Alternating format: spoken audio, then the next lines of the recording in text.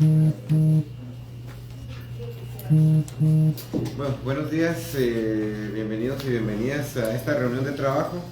No los voy a fragmentar porque es un tema un poco que va más allá, digamos, de un tema de fiscalización meramente, sino que va en función de cómo se va a preparar la institucionalidad pública relacionado con esto que estamos viviendo actualmente, que ya es, digamos, un tema de consecuencias de cambio climático, pero más allá de eso, digamos, es una acción repetitiva de todos los años, donde la institucionalidad lamentablemente no está preparada para atender las diferentes crisis en los diferentes momentos que tiene que ver con el clima. Hoy por hoy el tema de estos calores, que en muchos de los casos va a disminuir también la cantidad de cosechas en muchos de los territorios, el territorio nacional, y a como se prevé que las lluvias van a ser igual de copiosas, que también van a afectar a la otra parte, digamos, que tenía que ver con esta parte de las cosechas que se esperaban, y eso y que no solo es en el tema del maíz, el frijol, sino otros productos, incluso el tema de las mismas cadenas de valor que ya se están viendo afectadas en el sentido, digamos, de productos no tradicionales, pero que ya empiezan a resentir, digamos, el tema de las consecuencias de este tema de los cambios de clima que están habiendo, y que creemos que no hemos llegado todavía al pico del verano, de alguna forma.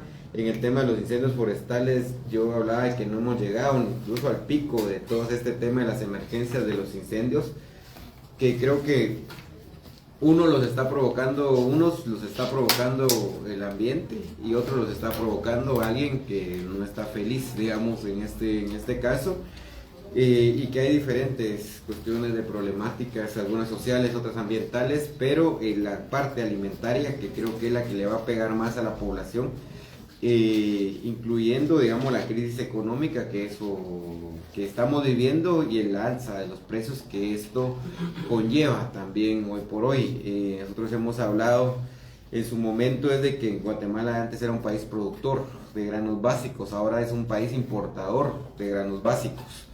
Usted va a la mayor cantidad de tortillerías en el país y usted ya no encuentra maíz criollo como comúnmente se conocía, sino que o es maseca o es maíz mexicano, o es una combinación de ambos, en varios de los casos.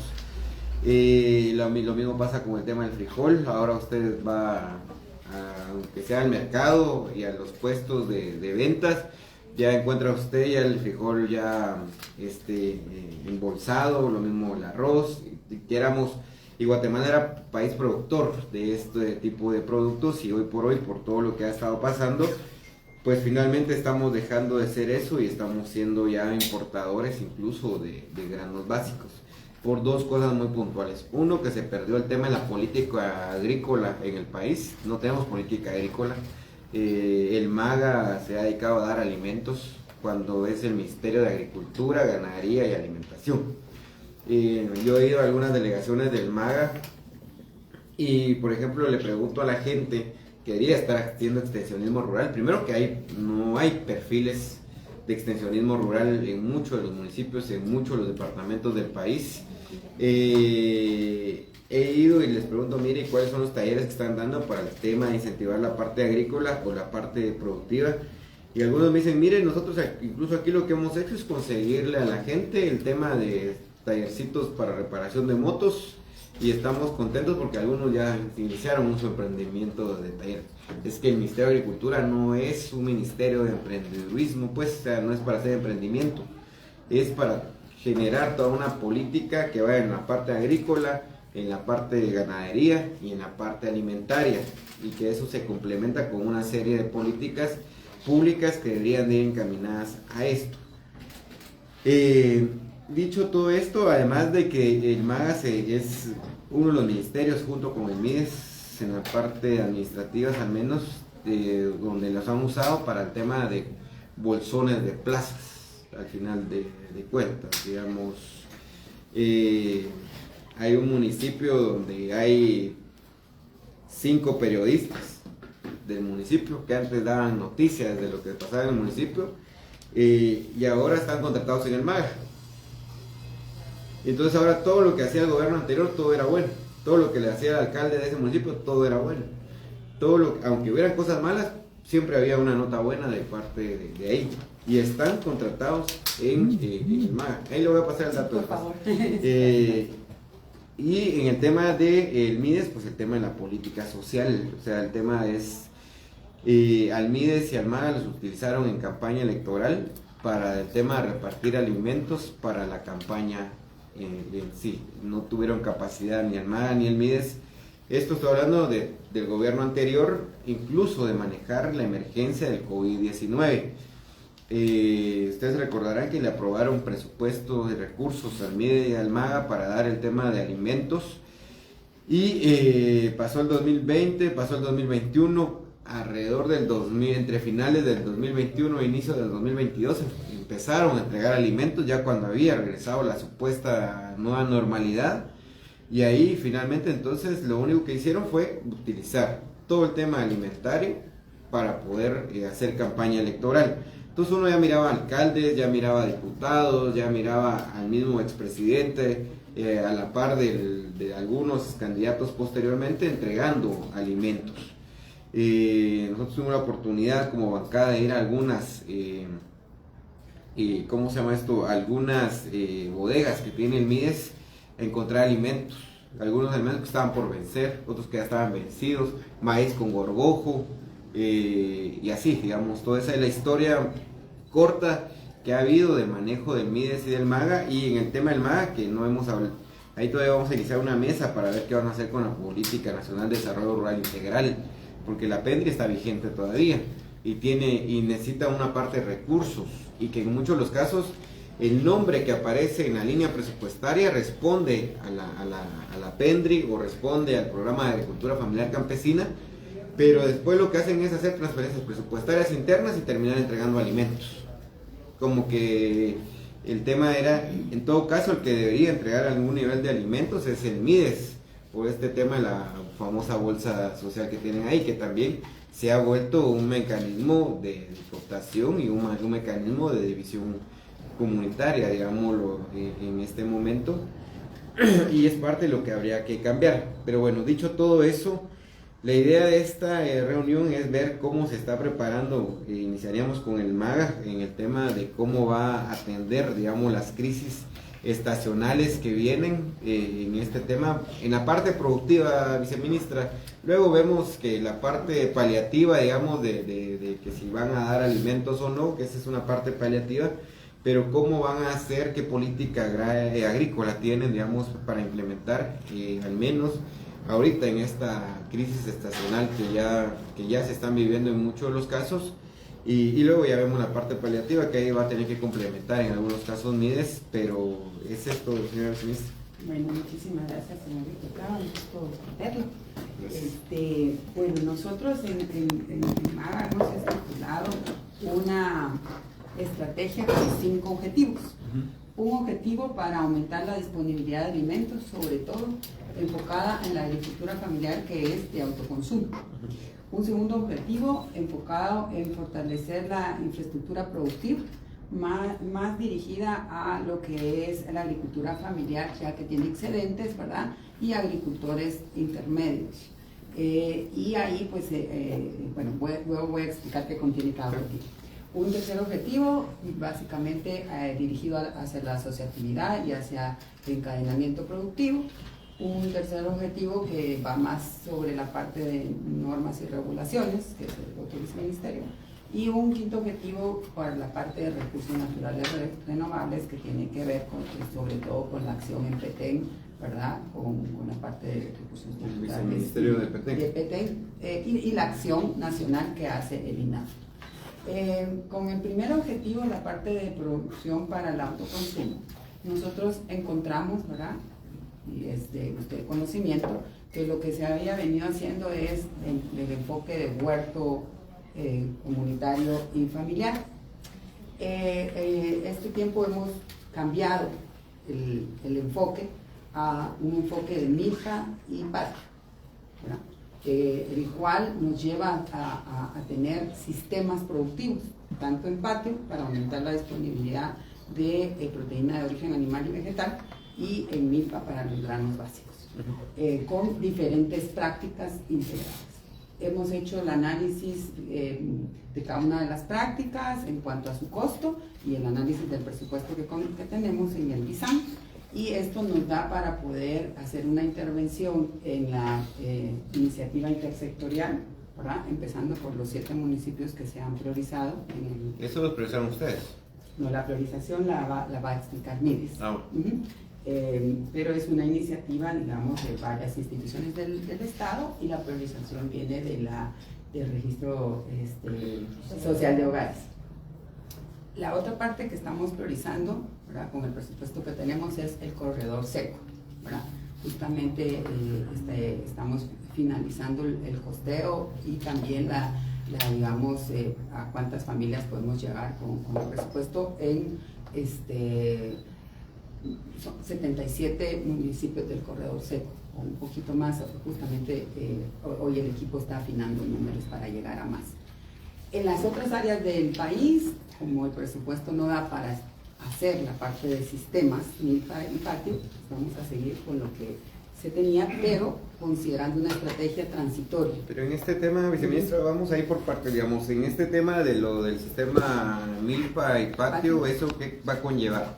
Porque, digamos, yo cuando he hablado con los delegados, porque recuerda que el MAGA tiene 340 extensionistas, es el que más personal tiene, digamos, en este caso, y que tienen, no he logrado encontrar, digamos, la figura adecuada de las compañeras y compañeros que hacen como una especie de asistencia para el hogar, que es las que enseñan a hacer shampoo, las que enseñan a hacer no sé qué cosas, y son las que también en algunos momentos son los fantasmas que existen en el MAGA, ¿sí? Pero que el impacto que vaya a tener directamente esto, digamos, en la productividad alimentaria, ¿cómo lo vamos a poder medir y de qué forma? Se lo pregunto porque en este tema, por ejemplo, lo del milpa y patio y el tema de los huertos comunitarios y familiares, yo he hablado con algunos extensionistas, digamos, y con algunos delegados departamentales, a los que he encontrado, porque hay otros que tampoco los he encontrado. Y ellos me dicen, mira, nosotros hacemos los grupos, los famosos CADER, hacemos el CADER, tratamos de ver, pero lo que hacemos es darles únicamente la parte teórica, pero no les damos insumos, o sea, no hay fertilizante, no hay semilla, no hay nada pues más que la charla. Entonces muchas veces eso, incluso eso lo que no permite es incluso ni siquiera organizar los CADER. Que ustedes recordarán que los CADER era una bonita idea, el tema es que después en el tiempo del Partido Patriota los empezaron a desvirtuar, porque entonces estos CADER se convertían como en la base política del partido. Entonces era que este CADER tenía 5 CADERes en la comunidad, entonces a este CADER era el que le daba las semillas, si había un uniforme de fútbol a ese le dábamos el uniforme de fútbol y de todo, digamos, pero eran grupos de base. Incluso en algunos momentos algunos candidatos a la alcaldía del Partido Patriota decían, nosotros ya ganamos la municipalidad, y uno les preguntaba, ¿y por qué? Porque ya tenemos alrededor de 200 grupos organizados. Y cuando uno preguntaba cuáles eran esos grupos organizados, que si eran los famosos CADER, los que habían organizado a través del MAGA, a través de algunas prebendas que iban, todos los ministerios iban ahí, digamos, a dar en este caso. ¿Cómo realmente recuperar, uno, el espíritu de los CADER, y dos, cómo van a hacer el trabajo real, digamos, de fortalecimiento en la parte productiva en las comunidades, dado que lo que está ahorita, el modelo que está actualmente, digamos, todavía, porque no se ha implementado uno nuevo, es eso de que a duras penas a veces es la capacitación. Y por ejemplo me hablaba el delegado departamental del MAGA de Huehue y me decía, mire diputado, nosotros aquí lo que hacemos muchas veces inclusive es convocarle a la gente a algún cooperante, que es el que les viene a dar la charla, porque tampoco es que tenemos insumos. Pero sin embargo ya se hicieron una subodega de acopio allá en el MAGA de Huehue, pues, con apoyo municipal. Entonces, eso, señora viceministra. Muchísimas gracias, señor diputado. Me voy a ir de la problemática a la solución. Yo creo que su lectura es muy correcta, digamos. Así nosotros también lo hemos leído en cuanto al CADER y en cuanto a sistema de extensión. ¿A qué me refiero? Me refiero que el regreso al campo del sistema de extensión se da origen justamente en la PENDE, en el 2010. Y en el 2010, que sale la Política Nacional de Desarrollo Rural Integral, el MAGA hace un ajuste, ¿verdad? Su reglamento interno, el ROI, que es el 338, justamente respondía o pedía, en ese momento se estructuró respondiendo al CENTE. Sin embargo, como usted bien dijo, se fue desvirtuando. El CADER es un centro de aprendizaje, no es una forma de organización social, ¿verdad? Es un espacio de intercambio de aprendizaje. Nosotros desde otro espacio, ¿verdad?, fuimos muy críticos cómo se fue desvirtuando, porque justamente hasta llegamos a escuchar que querían que los CADER comercializaran, cuando no es una figura comercial, ¿verdad? Entonces esa desvirtuación, más lo político que usted expuso, ¿verdad? Entonces es lo que estamos justamente, pues, teníamos la lectura desde afuera, pero ahora que llegamos vimos los detalles operativos y administrativos, y también el hecho de que Bicorer se operaba de una forma independiente, quiero decir, sin considerar las acciones de los viceministerios, como que si fuera otro viceministerio, ¿verdad? Este era un super viceministerio. Exactamente, entonces... Está concentrado todo. Exacto, entonces en este tiempo que hemos estado en funciones, hemos hecho un análisis los viceministerios, sobre todo, digo sobre todo, no excluye a los otros, pero sobre todo ISAN y PIDER, ¿verdad?, por la acción que tenemos focalizada con la agricultura familiar, en cuanto a que extensión debe ser el riel de la asistencia técnica, y los viceministerios deben ser la parte conceptual y la de insumos, ¿verdad? Entonces estamos estructurando que en las AMER los agricultores, los extensionistas, ¿cómo se llaman? Los DAR, que le dicen DAR, ¿verdad? Ellos trabajen fuertemente con la orientación de BIDER, y los agricultores extensionistas de agricultura familiar con ISAM.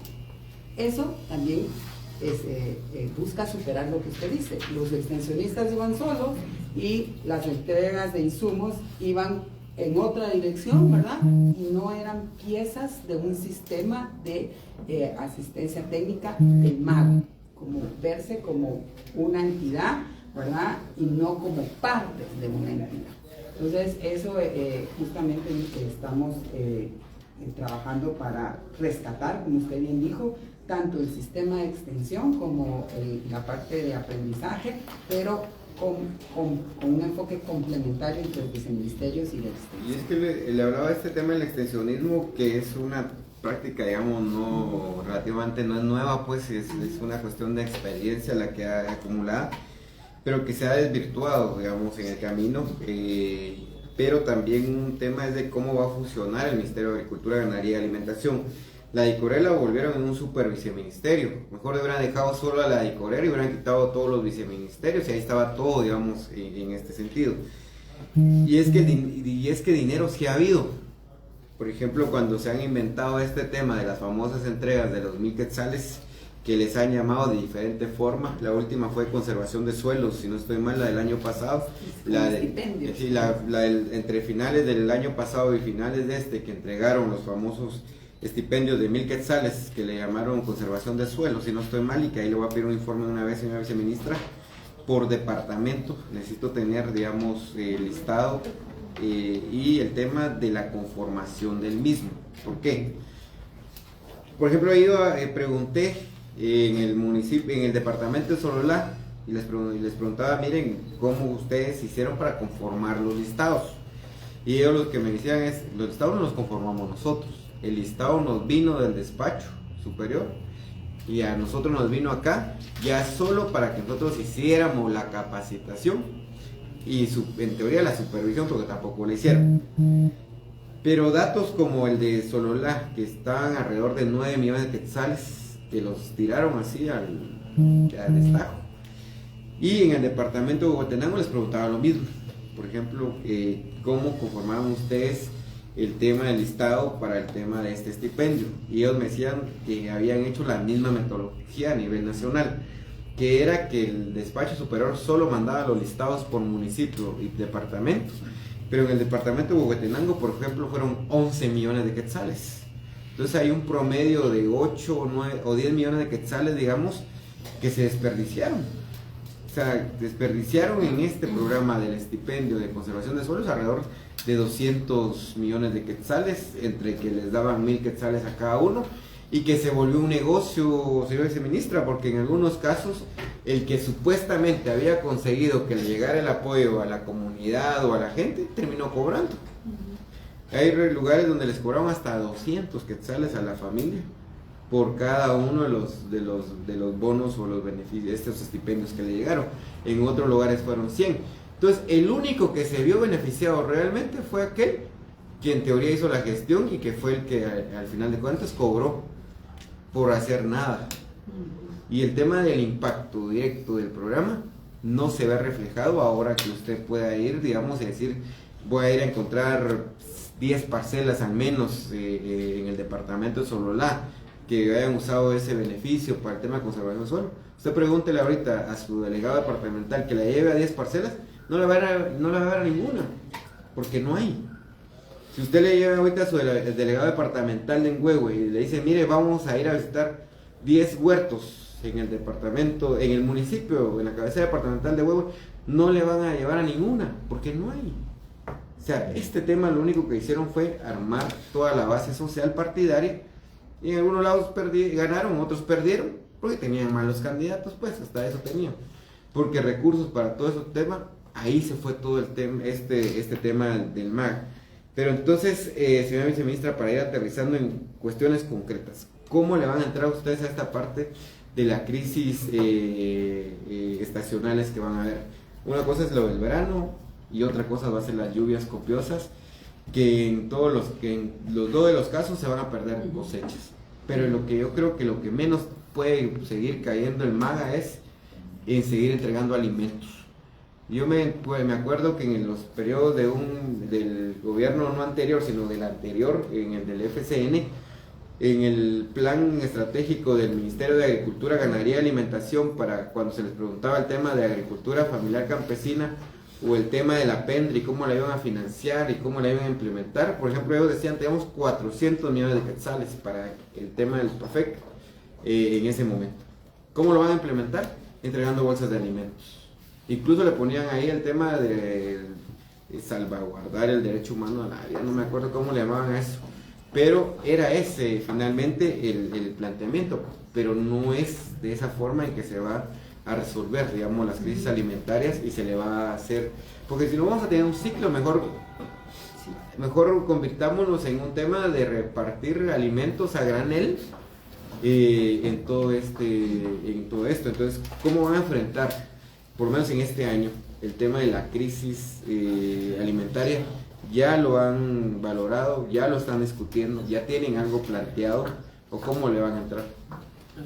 Bueno, gracias. No, lo que le decía era que nosotros vamos a trabajar para aumentar la disponibilidad de alimentos para autoconsumo, como primera línea de acción. En ese sentido, el Ministerio de Seguridad Alimentaria tiene alrededor de 58 millones, que es lo que vamos a aplicar en los 7 municipios como primera fase de la iniciativa intersectorial, después en otros 11 municipios, y en el corredor seco. En el corredor seco, muy afincados, documentado en la parte de, perdón, es el director de, pero ahorita le voy a dar la parte de guardar la humedad. No, él no es de DICORE, es de la Dirección de Gestión de Riesgos. Entonces, afincados en el manejo de la humedad. Tenemos ya rescatando una experiencia del área Chortí, ¿verdad? Del Cuchulú, y eso es lo que vamos a promover más en el corredor seco, porque es una práctica que busca guardar la humedad en el suelo para poder tener y mantener la producción. En el ámbito del Viceministerio de Desarrollo Económico, ellos van a trabajar, y yo sé que el impacto no va a ser tanto para este año, pero sí para el otro, la parte muy fuerte de sistemas de riego. Pero ahora bien implementados, no visto como negocio como hace un par de gobiernos. No, bien implementados, señor diputado. Vamos a lanzar una política, lo vamos a invitar, ¿verdad? Ahorita en abril, para que usted la conozca, tenga la mano. Y luego también pues hay insumos que van asociados tanto de Vider como de Visan en cuanto a semilla de grandes básicos y hortalizas para estas prácticas, pero viéndolas, por ejemplo, a veces solo estaba el huerto o la milpa, pero no se promovían los bancos comunales de semillas, por decirle un ejemplo. Y estamos también promoviendo el escuchar las experiencias de los territorios para poder incorporarlas. Dos instrumentos importantes, ¿verdad?, que vamos a empezar a impulsar: el registro de agricultores familiares, ¿verdad?, que no es un registro de beneficiarios, ¿verdad?, va, digamos, en la misma línea del registro social de hogares. Es un registro donde caracterizamos a la agricultura familiar, ¿verdad?, para poder saber la mejor intervención, como tener de primera mano la necesidad, y se va a georreferenciar las parcelas y se va a tener una caracterización que nos va a ayudar. Vamos a empezar en los 7 municipios. ¿Cuáles son estos 7 municipios? Que escuchaba los 7, pero no tengo todavía cuáles son. Los 7 municipios son San Gaspar y Xil de Huehuetenango, Colotenango, Huehuetenango, Santiago Chimaltenango, Huehuetenango, Santa Cruz La Laguna, Sololá, San Bartolomé Jocotenango, Quiché, Santa Lucía La Reforma, Totonicapán y Santa Polonia, Chimaltenango. Se lo voy a decir y usted me dice: San Gaspar y Xil, Colotenango, Santiago Chimaltenango. ¿El otro? Santa Cruz La Laguna, San Bartolomé Jocotenango, Santa Lucía La Reforma, Santa Ana, Santa Polonia. Serían uno de Toto, uno de Chima. Son 3 de Huehuetenango, Sí. uno de Sololá, uno de Quiché, uno de Totonicapán y uno de Chimaltenango. Estos 7, ¿por qué fueron estos 7 priorizados, digamos? En el caso de San Gaspar y Xil me suena, porque además es el que tiene el primer lugar también en índices de pobreza. Pero, ¿y los demás? Así es. Estos 7 municipios arrancamos con ellos porque son donde se hizo el pilotaje del registro social de hogares. Ya contamos con datos. Este registro social de hogares es el que hicieron para el tema de lo del COVID, ¿verdad? No. No. Es otro. Es otro, es un pilotaje que se hizo junto con la cooperación el gobierno pasado. Nosotros evaluamos los resultados de este registro social de hogares, de esta evaluación, de esta herramienta aplicada junto con los cooperantes, que nos permitiera constituirnos en una base para arrancar. A partir de ello hemos diseñado ya una primera fase, que es con estos 7 municipios. Luego ya vamos a una segunda fase identificando los otros municipios en base al índice multidimensional de la pobreza. En la segunda fase tenemos a 11 municipios, en la fase 3 tenemos a 12 municipios y hemos identificado también una fase 4. ¿Ahí cuántos municipios van a haber? En la fase 4 son 10 municipios más. ¿Estos van cruzados con CESAN y Salud o es un tema meramente del MIDES? No, es un esfuerzo intersectorial donde está el Ministerio de Agricultura, está CESAN, el Ministerio de Educación, el Ministerio de Salud. ¿Se me escapa alguno? Es que de todas maneras me lo manda o me lo dejó aquí, ¿no? Si no me lo manda, para tener, digamos, claridad en esto. Entonces, ¿cuál va a ser la cuestión de intervenciones ahí en estos 7 municipios inicialmente? Inicialmente la parte de autoconsumo con patio baliño. ¿Ya tienen contemplado cuánto va a llevar de inversión esto? La primera fase alrededor de 19 millones. En estos 7 municipios. En estos 7, que son más o menos... Eso. Y para decirle que aparte, MAGA ya finalizó, pero por lanzar el Plan Institucional de Respuesta y Acciones Anticipatorias, ¿verdad?, considerando que este plan viene a sumar en las regiones de más riesgo, sobre todo con el análisis climático. El accionar de esto está de la mano con Conred, y quiero pedirle venia para que el director se lo diga así, un resumen como una síntesis de esto. Por favor, director. Gracias, señorita. Buenos días, señor diputado. Buenos días a todos los presentes. Efectivamente, nosotros como MAGA hemos estado haciendo un trabajo de análisis agroclimático, o sea que tenemos nuestro Centro de Información Estratégica Agropecuaria, en el cual hemos utilizado la tecnología, utilizamos imágenes satelitales, utilizamos nuestras bases de datos de lo que ha ocurrido para poder marcar la vulnerabilidad del país en lo que se está atendiendo. Precisamente, como se ha mencionado, nosotros hemos estado muy pendientes del tema porque, digamos que desde el año pasado empezamos con las consecuencias del fenómeno del Niño, el cual prácticamente fue el calentamiento del mar, y precisamente pues, fue algo atípico porque particularmente lo que produjo fue prácticamente exceso de lluvia y exceso de sequía. O sea, no es normal, pero eso fue lo que ocurrió. Tuvimos varias regiones del país en las cuales hicieron el análisis y hemos hecho nuestro análisis en cuanto a la vulnerabilidad. Y la vulnerabilidad, la verdad que es latente a nivel nacional. Tuvimos esa consecuencia prácticamente en los departamentos que se han mencionado, Huehuetenango, Gualta Verapaz, Izabal, Chiquimula, digamos, de los que puedo mencionar así rápidamente, pero todo el país fue afectado tanto por lluvia como por sequía.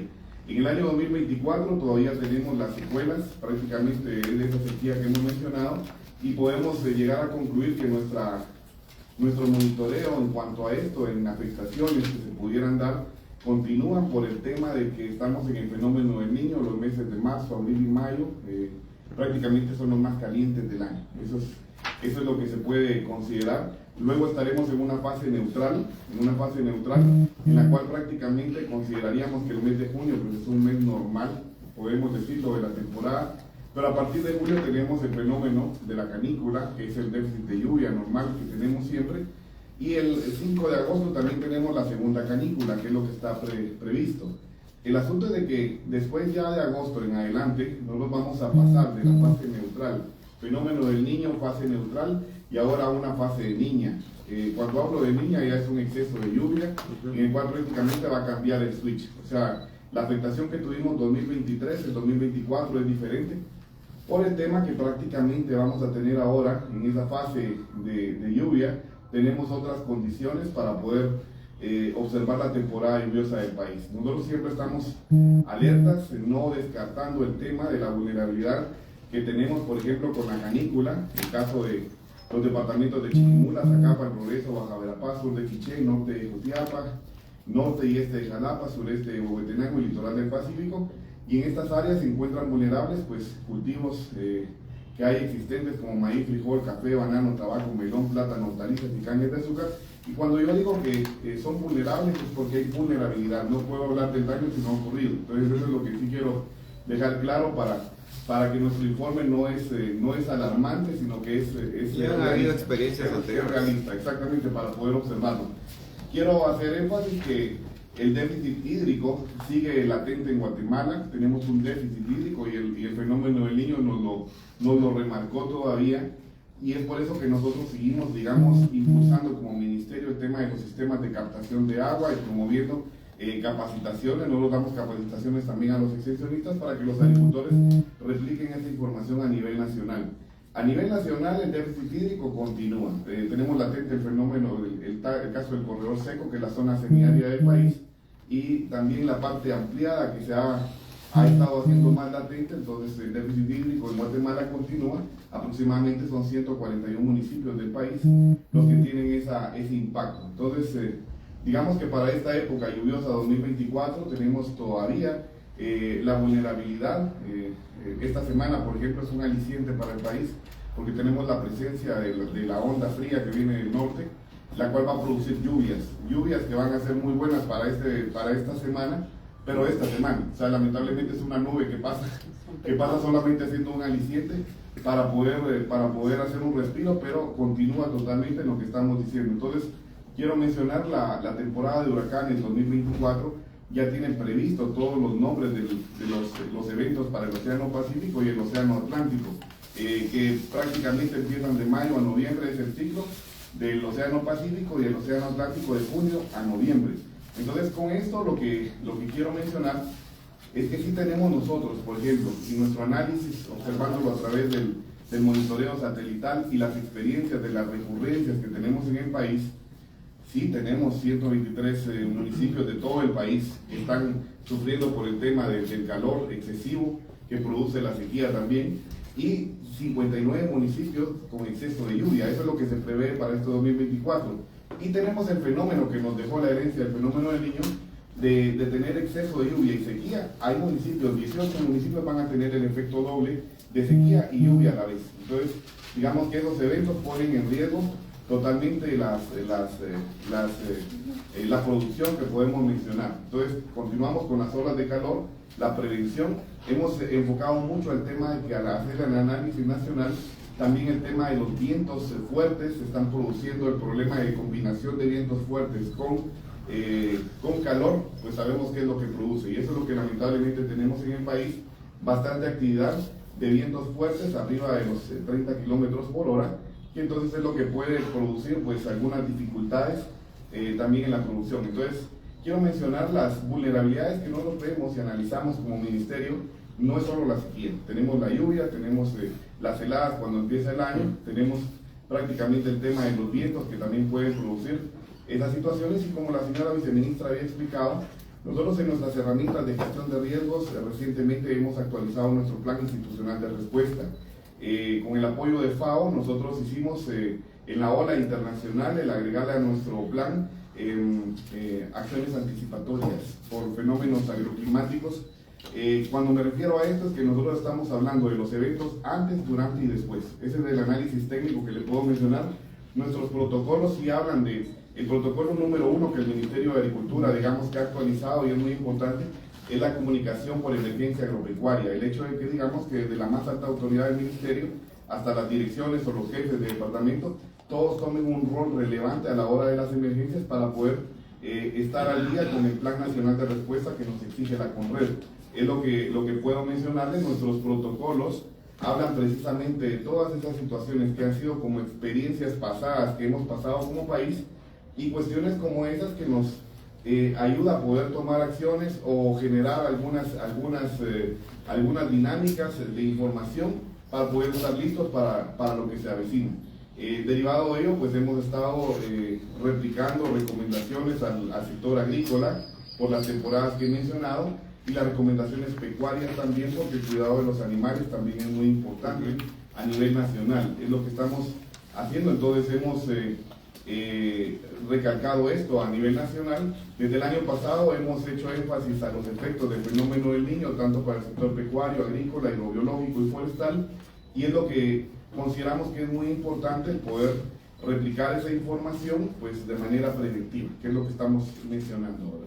Es lo que puedo mencionar, señor diputado. Muchas gracias. Sí, cabalmente eso era un poco lo que quería preguntar.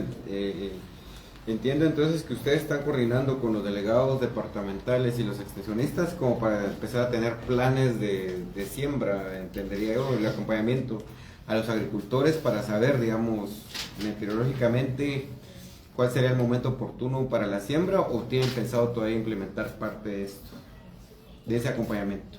No, sí, o sea, las acciones que usted ve en anticipatorias se tienen que, lo vamos a hacer con la parte de extensión. Por ponerle un ejemplo, la parte, digamos, de que le mencionaba de cultivos con cobertura vegetal, que es el Cuchurún, o sea, lo vamos a implementar en el corredor seco con una extensión, los viceministerios y extensión. ¿Cuánto de presupuesto tienen contemplado asignarle a cada uno a cada una de estas acciones, digamos? ¿Y qué viceministerios van a estar involucrados en esto? Bueno, en el caso de como le comentaba, nosotros estamos ya tengo un primer costeo por práctica, ¿verdad? ¿Cuánto me cuesta el Cuchurún? ¿Cuánto me cuesta la parte, digamos, de abonos verdes, etcétera? Para saber cuántas de estas podemos implementar en forma inmediata en la interinstitucional y en el corredor seco, en el caso de Misán, ¿verdad? En el caso de Vider, ellos también trabajan con granos básicos, pero no, ese dato sí no se lo tengo, pero se lo puedo mandar. Claro que sí, ambos datos. Y en este caso, viceministro Hermídez, ¿cómo van a hacer ustedes el tema de coordinaciones que ya han hablado? Porque entiendo que están dentro del Plan Nacional de Respuesta. En este caso, ya institucionalmente ya tienen algún nivel de planificación, ya tienen algún nivel de respuesta. ¿Cuál va a ser el papel del MIDE, digamos, ante este tema de la... Porque al final de cuentas es una crisis climática, va a traer una crisis alimentaria finalmente, y que en muchos de los casos son estacionales.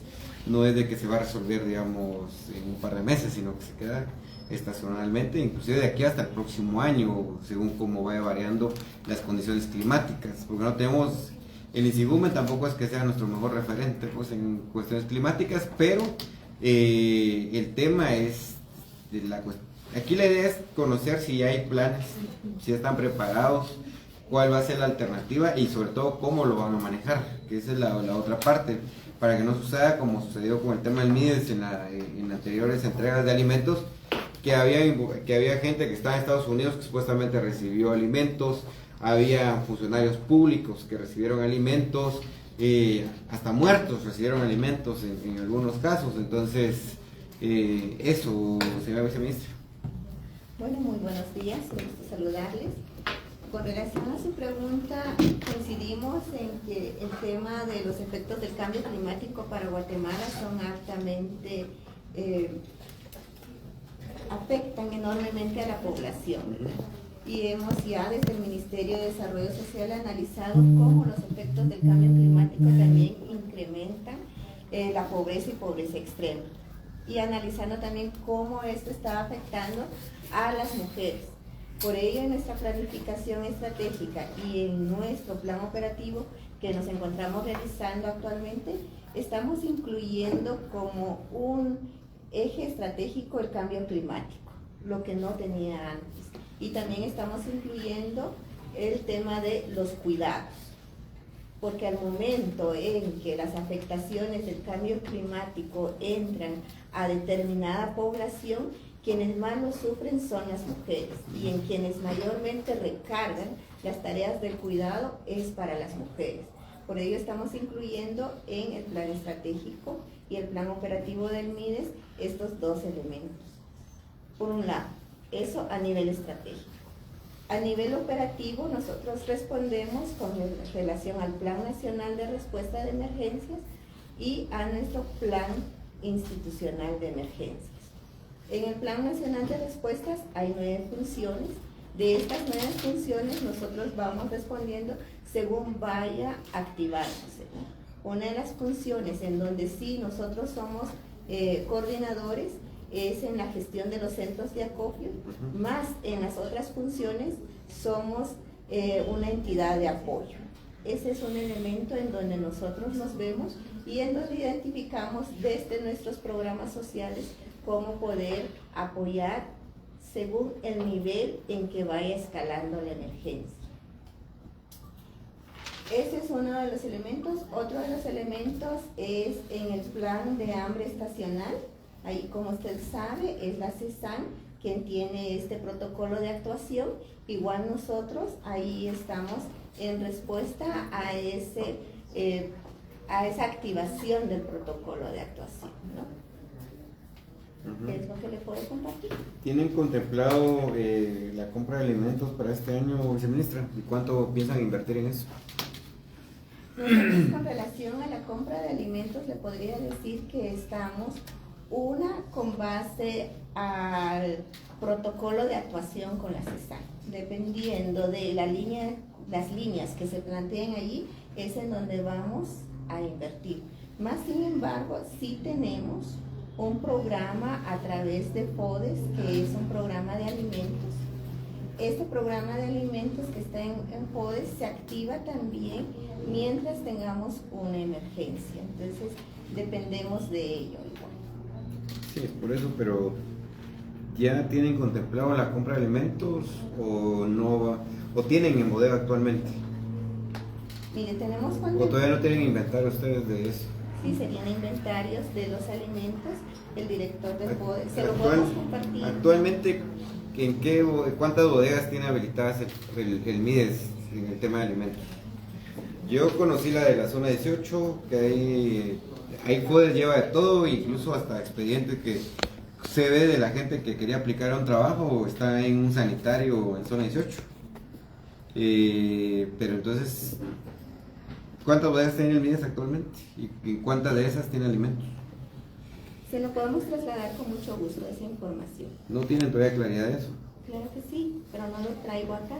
Con todo gusto le podemos trasladar. Bueno, y en el tema de los planes de compra de alimentos. Estamos en esta etapa de un diseño de un convenio interinstitucional en donde planteamos la compra de alimentos fortificados y estamos en esa etapa de trabajo. Miren, yo tengo mis reservas con el tema de los alimentos fortificados y hay que tener primero que ese es un negocio para dirigido a empresas en particular. Primer punto. Segundo es que ustedes, me extraña señora viceministra, ustedes vienen de una población indígena, que no estén pensando en cómo hacerlo culturalmente adecuado. Se me fue ahorita el término que quería utilizar, pero el tema de que fuera con pertinencia cultural. Gracias. El tema del alimento fortificado, yo no sé si ustedes han recorrido el país, pero muchas veces el alimento fortificado termina para alimentar cerditos, para alimentar pollitos, y donde tienen sus vaquitas terminan para alimentar vaquitas. No terminan alimentando niños. Yo entiendo la función, digamos, y el papel que ustedes buscan con este tema, pero culturalmente la gente no está acostumbrada a este tipo de cosas, como cuando ustedes quisieron mandar el MIDES, mejor dicho, en la administración pasada el MIDES trató de mandar sardinas al quiché, y trataban de mandar alimentos enlatados al quiché, porque alguien les había donado ahí en el marco del COVID y era mandar a cualquier lado y era la idea de decir, miren, les entregamos una bolsa aunque la gente no se lo fuera a comer. Y en muchos de los departamentos el tema del alimento fortificado en eso ha terminado, señora viceministra. Si les pregunto el tema de la planificación del tema de la compra de alimentos, porque es igual que cuando el anterior ministro del MIDES quiso comprar galletas fortificadas, 10 millones de galletas fortificadas. Entonces, y sabiendo que eso nadie se lo iba a comer. Yo me acuerdo que hace unos cuantos años le daban a uno su galletita y su atole en la escuela. Pero unas galletas que era más fácil pegar todas las galletas y ahí armaba uno pared con lo dura que eran. Pero así estaba, eso es el alimento fortificado. Entonces, yo lo que les pediría es que si tienen ya un plan en el tema de adquisición de alimentos, y por eso el tema de qué bueno que si hubiera una coordinación con el MAGA, para que entonces el tema es empezar a ver, digamos, cómo se puede empezar a adquirir alimentos que culturalmente sí sean con pertinencia cultural en este caso, porque igual el tema de los conceptos del MAGA en tema de pertinencia cultural son bastante complicados. Porque, por ejemplo, en un tema, en medidas cautelares, por ejemplo, la misma Corte Interamericana de Derechos Humanos les dice que deben de dar alimentos con pertenencia cultural a los beneficiarios de las medidas cautelares, y el MAGA lo que da es maseca. Dígame en qué parte de la parte cultural dice que la gente está acostumbrada a consumir maseca. Pero eso es lo que da el MAGA. Y así podemos ir enumerando una serie de deficiencias en esta parte, pero señora viceministra, sí le pediría que el tema es que hay que hacer una discusión más a fondo de este tema y no seguir favoreciendo a esas empresas que tienen acaparado mucho de las cuestiones. Y esa era la visión, digamos, de gobiernos anteriores. Era más fácil comprarle a XY empresa que es de los cuates este tema, y a veces son proveedores únicos en muchos de los lados. Y ustedes tienen coordinaciones ahí con el Programa Mundial de Alimentos, creo que deberían de discutir de qué mejor forma cuál va a ser las tablas nutricionales y qué alimentos pueden llenar esas tablas nutricionales, para no volver a caer en este tema de compro alimentos solo por comprar y dar, pero que ya a la hora de querer y ayudar a la gente no les ayudan en nada. Le ayudaron a alguien más, pero no a la población. Señora viceministra. Muchas gracias por colocar ese punto, pero me parece altamente relevante en términos de la pertinencia cultural y cómo actuar en temas de emergencia, ¿verdad? Lo que sí debemos reconocer, lo que arrastramos de la gestión pasada, es que no hay un protocolo de actuación en casos de emergencia, ¿verdad? Y por eso resaltaba al inicio en términos de la actuación bajo los efectos del cambio climático. Sí. Por tal razón, nosotros estamos colocando en esta planificación que estamos realizando el tema de cambio climático. Estamos ya identificando también cómo diseñar un programa de emergencia que nos permita actuar, ¿verdad? Y por otro lado, igual estamos revisando con los espacios de los grupos multisectoriales de entrega de transferencias por emergencias, cuáles han sido sus experiencias para poderlo realizar, ¿no? Mire, yo creo que sí, en este tema de lo que usted explica, señora viceministra, es el tema histórico de que el país nunca estaba preparado para atender emergencias. Siempre somos reactivos, en el sentido de que si hoy viene el fenómeno X y nos mandan a habilitar, incluso en el tema de la infraestructura para los centros estos de acopio, los centros estos para tener a la gente muchas veces, inclusive ni esos son adecuados, porque muchas veces lo que hacen es a meterlos a un salón municipal, y el salón municipal a veces ni siquiera tiene ni agua ni baños, y es volver otra vez a ver en qué situación están. Entonces aquí la idea es realmente ver cómo ustedes se van a ir preparando para las emergencias que las van a ver, porque ya lo que decía, y qué bueno que el MAGA ya tiene más clara la película ahora, de cómo, al menos digamos, de cómo se van a dar los fenómenos climáticos y a qué se van a enfrentar, hablando en este tema productivamente en este sentido, porque muchas veces ni siquiera eso no se tenía ni siquiera claridad de a qué se iban a enfrentar y qué es lo que estaban haciendo. Dos cosas, señora viceministra Berta, tenía ahí su apellido, pero no tenía su Berta. Mire, viceministra Zapeta, le voy a pedir por favor que me mande cabalmente esto, que el inventario que tienen de las bodegas y que tienen en las bodegas en este momento, ya sea de donación o compras, remanentes o lo que ya no puedo entregar en la campaña anterior a las anteriores autoridades, qué es lo que hay, digamos, en bodegas. Si no hay nada, pues no hay nada. Solo estarán pagando altos alquileres en el tema de las bodegas, pero tener claridad de eso. Dos, ¿cuál es el planteamiento que van a tener, digamos, de respuesta institucional ante las emergencias? Que estas emergencias necesariamente son alimentarias, no necesariamente son del todo, digamos, que vamos a estar salones para meter a la gente, sino que es propiamente una crisis alimentaria lo que va a sufrir la población y que en algunos casos ya lo están sufriendo.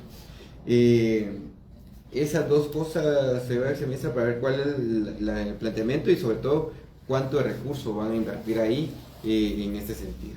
Y lo mismo para el Ministerio de Agricultura. Yo veo que aquí ya tienen como una cuestión de acciones anticipatorias por sequías agrícolas, pero sí quisiera saber, digamos, el tema de cuánto de presupuesto va a invertir, le va a poner el MAGA, digamos, ya monetariamente, y con quiénes van a hacer estas coordinaciones para la implementación de cada una de esas acciones, y sobre todo la claridad de los territorios en que van a hacer. Tengo ya más o menos claro que en estos 7 municipios van a invertirle 19 millones de quetzales, pero que no se vaya a volver nuevamente, digamos, entiendo que es un plan piloto, pero que sea un plan piloto que dé éxitos, no un plan piloto nuevamente de perdimos recursos, pedimos oportunidades y nuevamente un tercero nos salió a jugar la vuelta y fue el que terminó haciendo réditos o políticos o económicos, que es lo peor. El caso ya ahorita a las 12 viene el del Fondo de Tierras, que es otro tema que ahí también es un tema que ahí vamos a hablar igual que pero que el MAGA no he visto, digamos, ninguna cuestión inclusive del tema de entrega de tierras.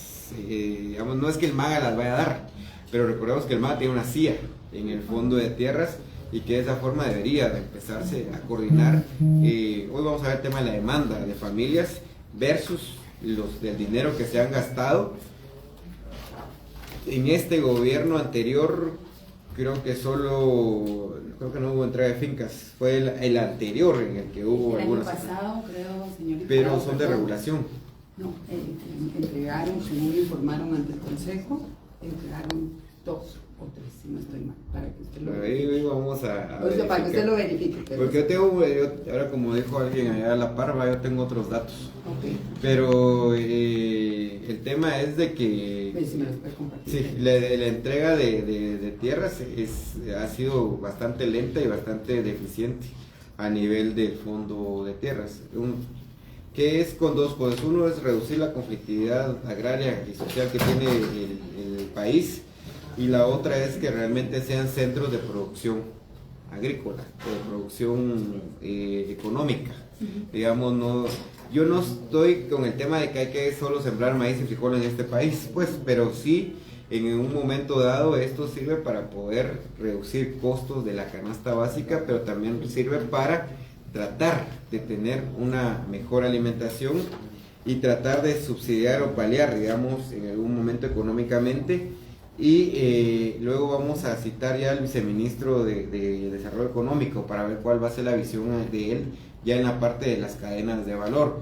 Y otro monstruito que tienen ahí en el MAGA, que es el famoso FONAGRO, y hacia dónde van los recursos del FONAGRO, digamos, cuál es el impacto directo que ha tenido este fondo, porque muchas veces tienen recursos, se los dan entre las mismas asociaciones de los cuates, o hoy vos vas a ser representante del FONAGRO, queda tu asociación y ahí te doy tu proyecto, y ahí se vuelve el círculo vicioso y parecieran club del té y club de repartición de proyectos, y más allá, digamos, de lo que realmente debería llegar al resto de la población. También necesito que si me puede mandar en el informe que me va a enviar el tema de los recursos asignados que ha tenido el FONAGRO y los proyectos que se están implementando. Y el otro tema son las ONGs que han recibido recursos del MAGA desde el 2020 para acá, para ver cuál ha sido el impacto que han tenido en este sentido. Eso, señora viceministra, pedirles la información para seguir profundizando en esto. Estas citaciones van a seguir, ya vamos a involucrar a la CESAN en su momento, a la CONRED también, para que también puedan venir a ver, porque son dos de los entes rectores en atención, uno cuestión alimentaria y el otro, digamos, en atención de emergencias como tal, y en el caso del MAGA, pues que es el ente rector en la parte agrícola como tal, y que eso pues es como más transversal, más allá de atender una emergencia en concreto. Y también, señora viceministra, se me pueden mandar si ustedes también tienen planeado comprar alimentos para esta vez, y qué tienen actualmente, o qué les dejaron todavía el gobierno anterior, y qué es lo que tienen planeado para este. Sí, con todo gusto se lo puedo mandar, o le doy una síntesis ahorita. Si trae algo, déjame, sí. Y si no, y me lo complementa en el informe. Se lo complementa en el informe. Bueno, nosotros encontramos que básicamente del 2023, bueno, primero un contexto. Nosotros actuamos, no quisiera, pero actuamos en base al protocolo de actuación conjunta, y el ROI también nos establece, no la ley de CESAN, pero sí el ROI y el protocolo de actuación conjunta nos establece la respuesta alimentaria a niños desnutridos agudos, inseguridad alimentaria, medidas cautelares como usted indicó, y las emergencias que CONRED tira la alerta. En ese sentido tenemos una reserva estratégica que la encontramos en 23,000 raciones, pero ahora mismo se está recibiendo alimento y ya tenemos 72,324 raciones de la reserva estratégica de granos básicos. Esas reservas las van a manejar hasta que las necesiten, no va a ser una repartición. No, esa como le digo, se activa cuando CONRED activa la alerta de emergencia. Si no, están guardados en INDECA, y esta es una ración caliente, se le llama, porque son granos básicos para cocinar, ¿verdad? Maíz, frijol y arroz. Luego, los programas regulares, nosotros encontramos en bodegas alrededor de 50,000 raciones, de las cuales ya se han hecho entrega de 37,000 raciones para niños desnutridos agudos. Nosotros estamos entregando en ese sentido. ¿Es una única entrega o son permanentes? Se les da 3 raciones por una vez. Ah, okay. Pero cada ración es de 95 libras aproximadamente. Ya. Sí. Estamos en el 2023, habían quedado pendientes 15,477 raciones de NDA, y lo demás es de este año, ¿verdad? O sea, nosotros revisamos el último el informe que manda Salud, y se están elevando los casos de niños desnutridos. Actualmente son 6,095, de lo cual nosotros hemos recibido solicitudes aproximadamente por 3,000. 6,095. Es casos. el reporte que ustedes tuvieron ya. Lo que manda salud. ¿De cuándo fue ese corte? ¿No tiene usted? Creo que fue la semana pasada, diputado, pero también se lo puedo hacer llegar. Sí, por favor. Nosotros, todas las Que solicitudes... según el exministro Coma, estábamos reduciendo la desnutrición. ¿Crónica o aguda? Las dos. Bueno, la reducción, el dato de reducción no lo tengo. El punto es que nosotros recibimos las solicitudes de CESAM, de cualquier intervención, y respondemos a ellas según el protocolo de actuación conjunta. A nosotros se nos entregó en la cartera 5 contratos firmados con PMA para la compra de alimentos. Los mismos los revisamos con PMA los procedimientos, ¿verdad? Y establecimos otros. Todo está bien, solamente acotar que para las entregas establecimos que los extensionistas no van a ser involucrados en las entregas. Queremos que ellos se focalicen en la parte de producción y asistencia técnica. ¿Cómo lo van a coordinar? Con el equipo de la Dirección de Asistencia Alimentaria, y ahí hay técnicos que lo que estamos haciendo son equipos de entrega que van a los municipios, y también hasta el análisis ahorita de la logística nos da que estamos entregando directo, o sea, no tenemos ninguna... ¿Cómo van a conformar los listados? Para entregar, o esto es lo que salud les da. No, nosotros no hacemos ningún listado. Salud nos dan los listados, manda a CESAN a nosotros. Los de INSAN se hacen en los comusanes, los mandan a CESAN nos manda a nosotros. Los listados... O sea, la validación final la va a traer CESAN. Validación hace CESAN y hacemos nosotros también. Recibimos una sugerencia de la bancada Voz, ¿verdad?, para incluir en el sistema de validación no solo RENAP. Estamos trabajando en eso, sí. Ahora no es del día para el otro, pero estamos viendo porque nos recomendaron igual el MIDES también para tiene que ver hacer eso. Guatecompra, SAR. Con bono nutrición. Con bono nutrición, entonces vamos a hablar porque me dice su experiencia. Bueno, después del paréntesis, tenemos las bodegas, son 10, y son 6, 7 de INDECA. Sí, mire, yo lo que quiero aquí, señora viceministra, es que todo el tema para ambas viceministras, ambos ministerios, es el tema de aquí que la idea realmente sea apoyar a la gente, que no haya un tercero que es el que hace el trance, que es el que hace el pisto, ¿sí? Sino que sea realmente la gente la que salga beneficiada directamente, porque hay experiencias, y ustedes no son secretos a voces, creo que a ustedes les ha llegado eso, de que hay alguien que dice, bueno, les vamos a traer la bolsa de alimentos, pero son 100 quetzales. O son 150 porque estamos haciendo la gestión, estamos pagando el pasaje, y que hay inclusive algunas, no me constan algunas cuestiones ahí legales, digamos, en este sentido. Entonces la idea es y que vamos a seguir fiscalizando, vamos a seguir viendo este tema de lo... Yo entiendo que muchas de las cosas se las dejaron el gobierno anterior, inclusive en enero todavía dejaron firmados contratos, todavía dejaron firmadas plazas. La crisis que ustedes tienen ahí de personal hoy por hoy en el MIDES es producto de esa herencia, digamos, de eso. Por ejemplo, el comedor social de Huehue, yo me fui a encontrar al cuñado del alcalde, que es quien dirige el comedor, y el compañero que está a la par, que nunca entendí el papel de él, porque él me dijo, soy digitador, pero yo nunca vi que digitara algo. Usted digita esto, pues me llegó, lo voy a meter a un sistema, lo voy a meter a una cuestión, pero nadie puede digitar con las computadoras desconectadas y apagadas, pues. O sea, para que vean al nivel que han llegado en muchos de los casos, pues.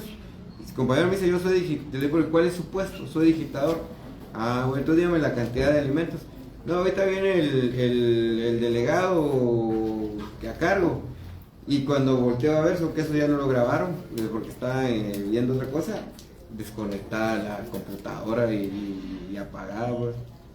Entonces la idea es que realmente la cuestión es, la ayuda llegue a la gente realmente, que la cuestión llegue en este sentido y que no se siga ni politizando, ni siquiera, y tampoco se siga, digamos, cobrando por algo que ustedes no cobran, pues, que la gente ya pagó a través de sus impuestos y que lo menos que puede tener es un beneficio de alguna forma si es que está en crisis en ese sentido. Voy a dar por cerrada esta situación y al MAGA la vamos a convocar nuevamente, ya los dos viceministerios, incluido a Vider, para seguir viendo todo el tema de política económica y agrícola Lo de la ganadería no me interesa porque no soy ganadero y no la única especies menores, pero todo el tema ya de esta parte productiva, y me interesa algo, señora viceministra, que le vamos a dar seguimiento con usted, es el tema de los recursos que están destinados específicamente a programas para mujeres, que muchas veces los utilizan como caja chica para otras cosas, menos para hacerle llegar a las mujeres a nivel, digamos, ya de implementación de programas y proyectos. Bien. Gracias, señora.